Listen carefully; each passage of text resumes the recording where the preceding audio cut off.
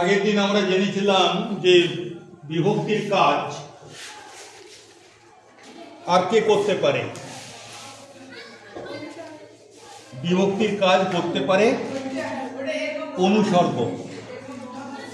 এরা যে পদটার সঙ্গে ক্রিয়ার সম্পর্ক স্থাপন করবে সেই পদটার পরে বসে।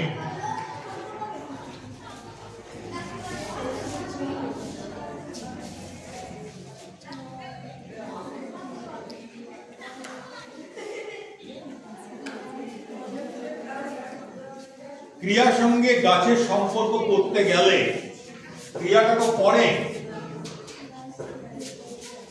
তাহলে আমাকে লিখতে হবে গাছ থেকে ফল পড়ে।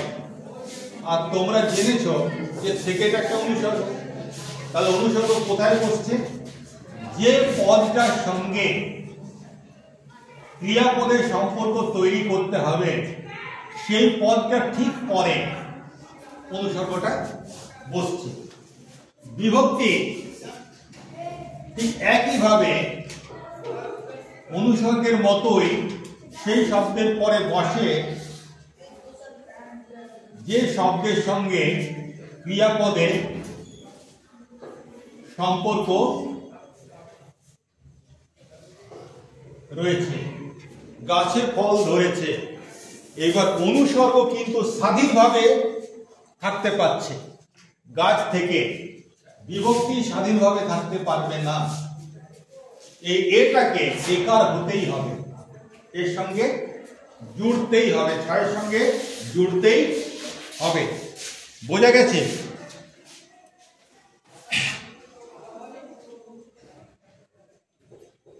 অনুসর্গের পূর্ববর্তী যে শব্দটা রয়েছে কোনটা? গাছটা। দেখো এখানে বিভক্তি নেই, তাই তো? তাহলে অনুসর্গের আগে যে পদটা থাকবে তাতে বিভক্তি থাকবে না। আবার আমরা তো এই কথাটাও বলি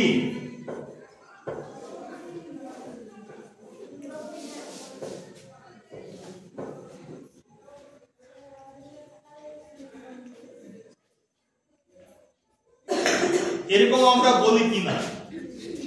বলি তো। তাহলে দেখো অনুসর্গের ঠিক পূর্ববর্তী যে পদটা রয়েছে এতে বিভক্তি আছে না নেই? আছে। কি বিভক্তি আছে? এর বিভক্তি আছে। তাহলে অনুসর্গের ঠিক পূর্ববর্তী যে পদ সেই পদের বিভক্তি থাকতেও পারে নাও পারে। অধিকাংশ সময়ই বিভক্তি থাকে না, কিন্তু কোন কোন সময় বিভক্তি থাকে। তাহলে আগের দিন অনুসর্গ সম্বন্ধে যা পড়িয়েছি আর আজকে অনুসর্গ সম্বন্ধে যেটুকু বললাম তার থেকে তোমাদের আশা করা যায় যে অনুসর্গ সম্বন্ধে একটা মোটামুটি ধারণা হয়েছে। এবার অনুসর্গ তোমরা চিনতে পারবে, এর বেশি আমাদের জানার দরকার হয় না। কিন্তু তবুও যেহেতু তোমাদের সিলেবাসে আছে তাই আমাদেরকে জানতে হবে অনুসর্গ কয় প্রকার হয়।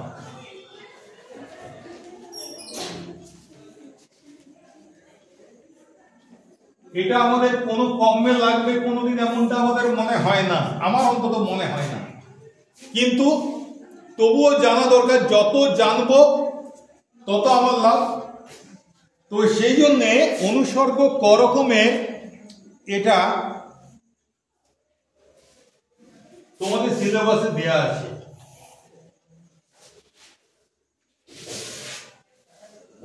একটা হচ্ছে যেসব অনুসর্গগুলো শব্দ থেকে তৈরি হয়েছে, অর্থাৎ শব্দ থেকে জন্ম নিয়েছে, সেই অনুসর্গগুলোর কি নাম?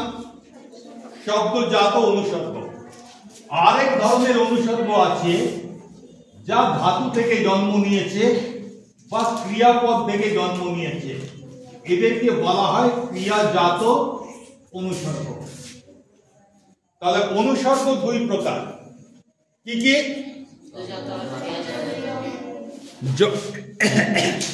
শব্দজাত অনুসর্গ আর ক্রিয়াজাত অনুসর্গ। শব্দজাত অনুসর্গ কোনগুলো? শব্দজাত অনুসর্গ মানে শব্দ, আর শব্দ মানে এখানে পদ। কি ধরনের পদ? অনুসর্গ হচ্ছে অব্যয় পদ। অনুসর্গ কি ধরনের পদ? অনুসর্গ হচ্ছে অব্যয় পদ। এটা তোমাদেরকে আগের ক্লাসেই জানানো হয়েছিল। তাহলে শব্দজাত অনুসর্গ কোনগুলোকে বলবো? যেসব অব্যয় শব্দ অনুসর্গ হিসেবে ব্যবহৃত হয় তাদের শব্দজাত অনুসর্গ বলে।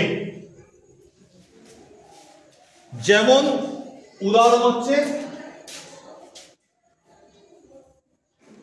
দ্বারা, জন্য ইত্যাদি কতগুলো আছে। যদিও প্রত্যেকটা শব্দের মূলে একটা করে ধাতু আছে, কিন্তু এখানে সেই অর্থটা প্রধান হয় না। জন ধাতু থেকে জন্মানো বোঝায়। কিন্তু আমি তোমার জন্য একটা কলম নিয়ে এসেছি, এখানে জন্মের সঙ্গে জন্মানোর কোনো সম্পর্ক নেই। এগুলো অব্যয় জাতীয় শব্দ। একে আবার ভেঙে এর ধাতু খুঁজে বের করার কোনো যৌক্তিকতা নেই। যে অব্যয় জাতীয় পদগুলো বা শব্দগুলো অনুসর্গ হিসেবে ব্যবহৃত হয় তাদেরকে আমরা বলি শব্দজাত অনুসর্গ। আর ক্রিয়াজাত অনুসর্গ কোনগুলো? যেসব অনুসর্গ ধাতু বা ক্রিয়া থেকে তৈরি হয়, তাদের মূলে ধাতুটা আছে এবং ধাতুটার অর্থ কিন্তু সেখানে একটা গুরুত্বপূর্ণ বিষয়। তাহলে যেসব অব্যয়গুলো, যেসব অনুসর্গগুলো ধাতু বা ক্রিয়াপদ থেকে উৎপন্ন হয়েছে তাদেরকে আমরা বলি ক্রিয়াজাত অনুসর্গ। যেমন উদাহরণ হিসেবে বলা যেতে পারে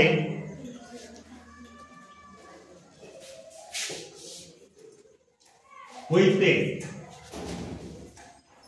আজকাল এটা আমরা ব্যবহার করি না, ঠিক আছে? আমরা এটার পরিবর্তে ব্যবহার করি থেকে।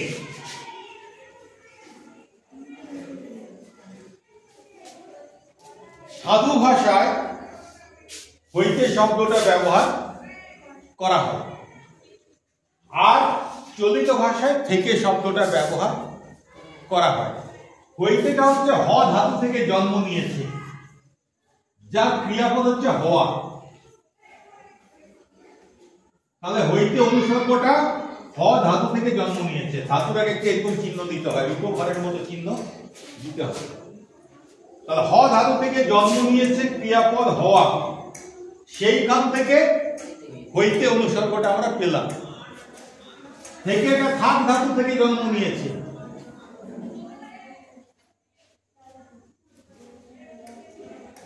ঠিক আছে? থাক ধাতু থেকে হলো থেকে।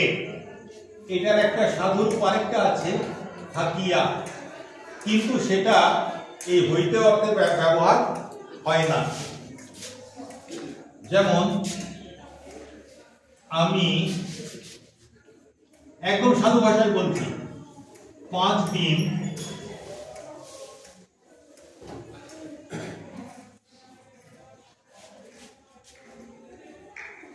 কলকাতায়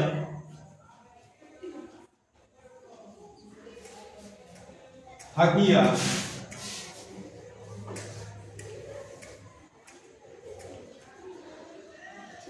অনেক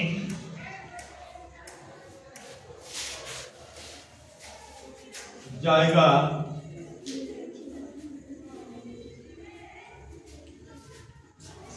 দেখিয়াছিলাম।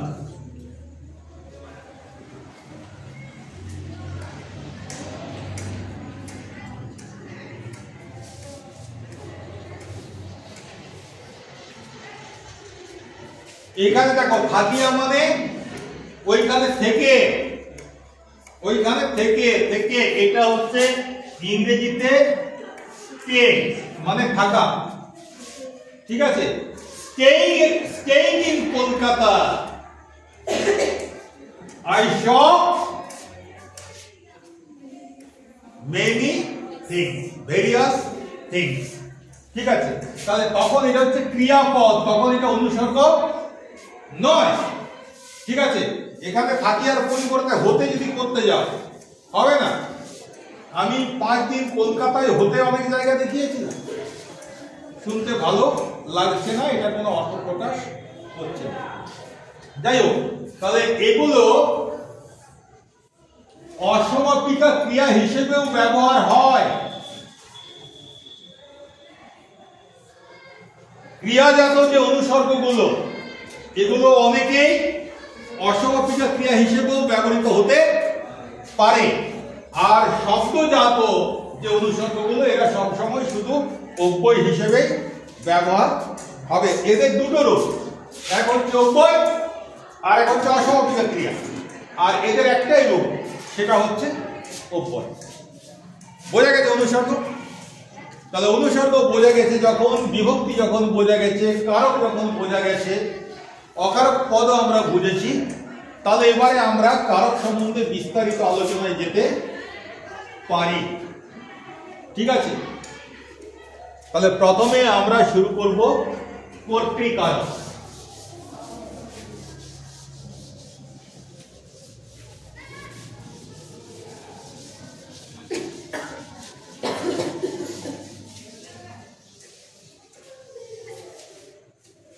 এটার জন্য পরের ভিডিওটা দেখতে হবে, একটা ভিডিওতে এতটা আপলোড করা যাবে না।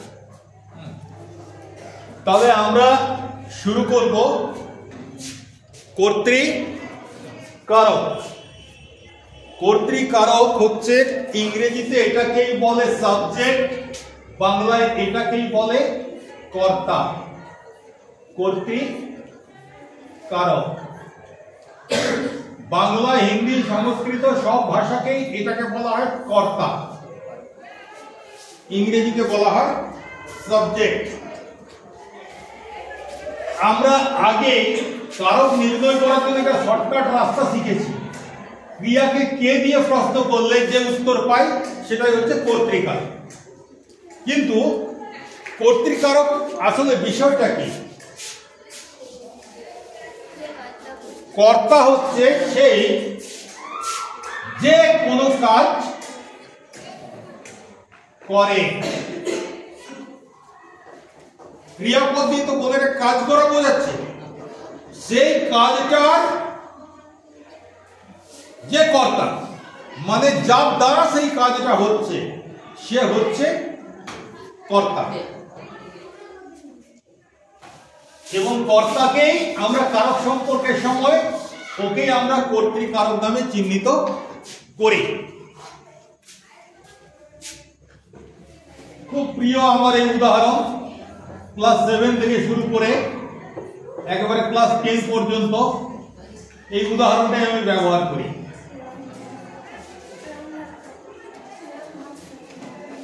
কাজটা কি? খাওয়া। কে করছে কাজটা? রাম করছে। তাহলে কর্তা কি হবে? রাম। তাহলে রামের কারক কি হবে? কর্তৃকারক। রামের কারক হচ্ছে কর্তৃকারক। এবার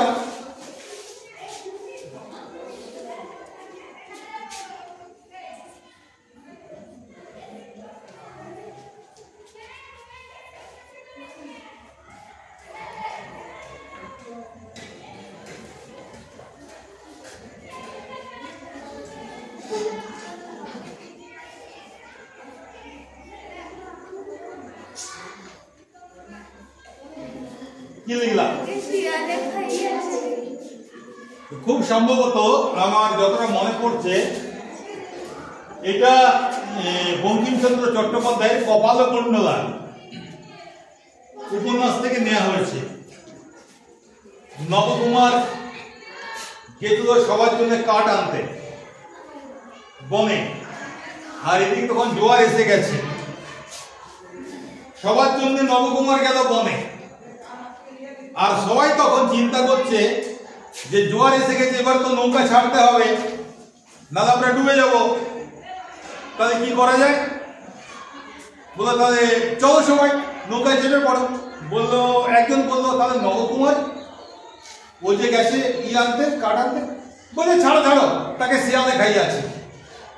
মানে শিয়াল মানে বাঘ, এখানে বাঘের নাম করা চলবে না ওখানে, ঠিক আছে? রাত্রিবেলায় যেমন ভূতের নাম করিস না। অনেকে রাত্রিবেলায় বলে সাপ বলতে নেই লতা, সেরকম বনে গিয়ে বাঘ বলতে নেই, শিয়াল, তাকে শিয়ালে খাই আছে। এখানে কর্তা কোনটা? আগে ক্রিয়াপদ খোঁজ করো, ক্রিয়াপদ এটা, তাহলে কর্তা হচ্ছে শিয়ালে, মানে এটাও কর্তৃকারক। একটা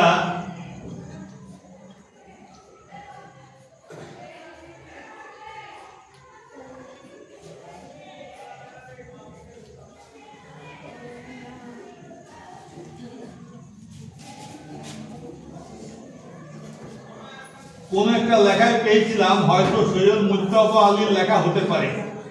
হ্যাঁ, ওই আমরা যাদেরকে বাঙাল বলি তাদের ভাষা এটা, সম্ভবত বঙ্গালী উপভাষা। কইয়েন না কর্তা, ঘুরাই হাসবো, এরকম বলবেন না। আমি আমার যে টাঙ্গার যে ঘোড়াটা সেটাও হাসবে। ওরা করবে, এটাকে বলে করব, ঠিক আছে? ক্রিয়াপদ তাহলে ঠিক আছে, কর্তাকে ঘোড়া।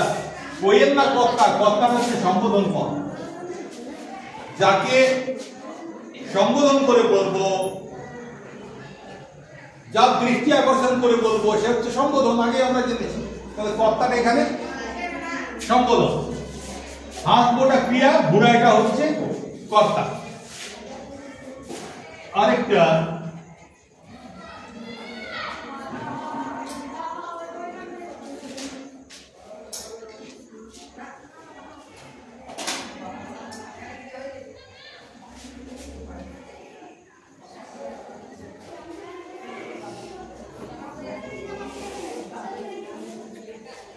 ক্রিয়াপদ কোনটা? কর্তাকে কি সবাই বুঝতে পারা যাচ্ছে? মানে সবার বুঝতে পারা যাচ্ছে তো? সবাই বুঝছো তো? কে খেয়েছে? ঠিক আছে, এবার তোমরা দেখো এই রাম শব্দে কি বিভক্তি আছে? তাহলে কর্তৃকারকে সাধারণত শূন্য বিভক্তি হয়, ঠিক আছে? কিন্তু তার সঙ্গে সঙ্গে তোমরা দেখো যে শূন্য ছাড়াও এখানে কি আছে? এই বিভক্তি আছে। কি আছে? অন্তস্থ বিভক্তি আছে, তে বিভক্তি আছে।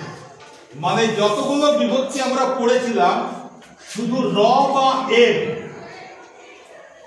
বাদ দিয়ে সব বিভক্তিগুলোই কিন্তু কর্তায় ব্যবহার হয়, আর র বা এর বিভক্তিটাও হয় ব্যবহার যখন বাক্যটা কর্মবাচ্যে কিংবা ভাববাচ্যে থাকে, মানে প্যাসিভ ভয়েস। ইংরেজিতে বললে তোদের বুঝতে সুবিধা হবে, কারণ তোদের অলরেডি ভয়েসটা হয়ে গেছে, ইতিমধ্যে ভয়েস হয়ে গেছে। তাহলে আমি করি, সেটা কি বলা হয়? আমার দ্বারা করা হয় ভয়েস চেঞ্জের সময়, প্যাসিভ ভয়েসে করি। তাহলে সেখানেও দেখবে রাম করে, রামের দ্বারা করা হয়। দেখো বিভক্তিগুলো কিন্তু সেখানে আসছে। তার মানে আমরা বলতে পারি কর্তৃকারকের সাধারণভাবে শূন্য বিভক্তি হলেও কর্তৃকারক মোটামুটি সব বিভক্তিগুলোকেই ব্যবহার করতে পারে। ঠিক আছে, কোনো প্রশ্ন আছে? একটা করে কর্তৃকারকের উদাহরণ দিতে পারবে? সবাই পারবে তো? একটু জোরে আওয়াজ চাই। কর্তৃকারের উদাহরণ সবাই দিতে পারবে? ঠিক আছে, সুন্দর। আমি এবারে ধরবো।